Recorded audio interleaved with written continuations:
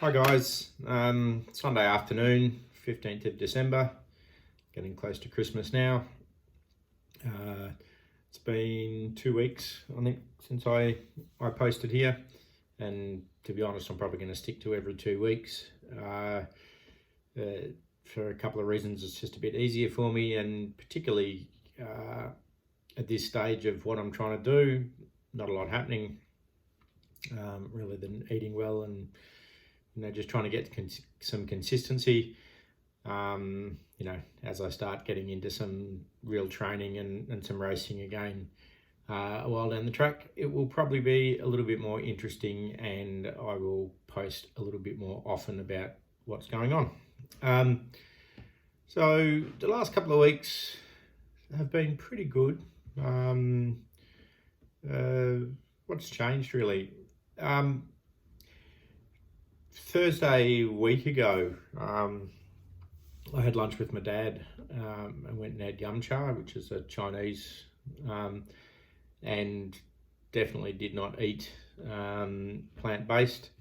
What was good was pretty much just that lunch, and then bang on it, that night, and moving forward have been really good again. The other big change that I've made is I've trying to cut out caffeine, and I found this really interesting. I was listening to a couple of podcasts, actually, or a series of podcasts between Peter Attia and a guy called Matthew Wilson, I think it was, on sleep. And there's a heap of good stuff. The podcast called The Drive with Peter Attia. I'd strongly recommend it if you're at all interested in health, nutrition, longevity, all that sort of stuff. And apart from a couple of other takeaways from that, the main one being just how destructive on many levels not getting adequate sleep is, was just the effect that caffeine could have. Like, apparently it's got a half-life of 12 hours and a quarter life of 16 hours. So basically that's saying that if you think you could have a quarter of a cup of coffee when you go to bed, well, that's really what you're doing by having that coffee at breakfast. Now, I've always, held, I won't drink coffee before midday, or after midday, or into the afternoon, thinking that's okay. But apparently not.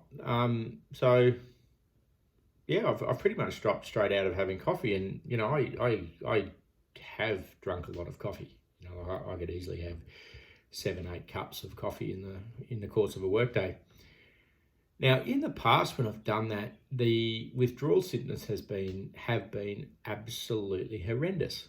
Like, I've had a headache and felt nauseous and yeah, it just felt shit. But for some reason or other, I just didn't have coffee in the morning and felt fine. And then the next day, didn't have coffee in the morning and maybe felt a little seedy, had a green tea, fine. Then after that, no problem, no craving. I think it's got to have something to do with the overall level of toxicity in my body must be improving a lot.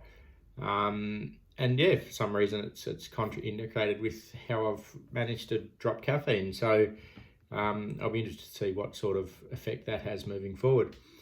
So looking at the straight scorecard, I guess, of the metrics that I'm measuring now. Last week, I didn't lose any weight. Didn't put any on, didn't lose any weight. So sat on 129 kilos. I was a bit anxious or a bit toey about getting on the scales this morning because I didn't feel like I didn't feel any lighter. And also, my bowel movements have cleaned up a bit, so I haven't got the runs quite as much as I had. So I just wasn't sure what was going to happen. But I dropped 128.3, so that's 700 grams. So it was a tick over what I'd consider a par score for the week. So now I'm 1.5 kilos ahead of where I want to be, with 208 weeks to go before the Bussells and Ironman. Might be a bit more because I actually checked and it's a bit later in the year now than I thought it was. Exercise wise, I've been consistent. Got to the gym a couple of days a week, do my couple of lifts that I'm trying to improve. Had a good massage on Friday. Been walking every morning. Sort of do a bit of a push-up workout as part of my walk in the morning, and that's been a bit up and down. So, just keep an eye on that, because I don't know if that's the maybe lack of protein, but I think I'm just jumping at shadows and feeling a bit paranoid because I've taken meat out.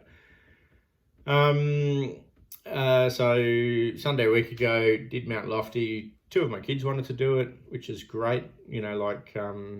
My son is starting to get very interested in exercising, so this is a journey I hope he can come on with me. And my daughter likes to get out, and they're very competitive, those two. So we absolutely scooted around and knocked another minute 30 odd off the PB. I'm thinking maybe I'm going a little bit hard than is good for me when I do that on a Sunday. The kids want to have a crack, so I go around as fast as I can. But if I do one loop, it's 45, 50 minutes of heart rate, sitting up in the 160, 170, which is pretty high for me for a big part of it because of the hills involved. So this morning, or this afternoon it was, I did 2 laps of Mount Lofty, and I wouldn't say I took it easy. I just tried to keep my heart rate below 140 on the uphills, which is really hard to do. Thinking that's about 80% of my max, and sort of sat between 130 and 140 for most of the loop. So it was a bit slower, but I think for what I'm trying to achieve at the moment, that's probably being a bit more sensible. Challenging couple of weeks ahead, in the sense that, Christmas, Boxing Day, there's a lot of functions, work breakups, work lunches, there's a lot going to be happening. So hopefully, fingers crossed, I can stay the course, do the right thing. And, it would be fantastic to get through Christmas and into the new year, still ahead of where I want to be. Because as I said, I'm probably 15, 20 kilos away from comfortably riding a bike. I'm, 20, 28 kilos away from, being comfortable running, or thinking running's a good idea. I'd really like to knock that off by the middle of next year. But that's a bit of an ask. I know from experience, I really plateau every 9 or 10 kilos, and it gets really hard to shift the weight. Never tried doing it on a plant-based diet, however, so we'll see how that goes. All right, thanks guys. I'll talk to you in a couple of weeks.